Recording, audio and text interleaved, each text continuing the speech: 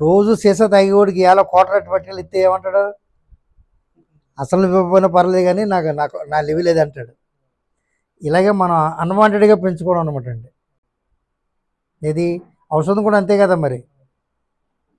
Brandy విస్కీలు అని అంటాం కూడా, అవి కూడా ఔషధాలకు సంబంధించినయే, సమతుల్యంగా తీసుకుంటేనే. అందుకని మీరు ఒకసారి అడగండి ఆయన్నే. మీకు ఆయన కొంచెం పరిచయం ఉండి ఇలా కూర్చొని మాడగలిగి ఇది ఉంటే ఆయన్ని అడగండి, ఏం బాబు మాకు టూ పెట్టే రకంగానే అని.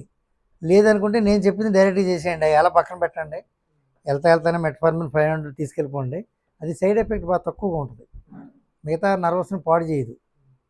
ఇదే డోసెస్ మీరు కంటిన్యూ చేశారనుకోండి, మహా అనుకుంటే 10 ఏళ్ళు.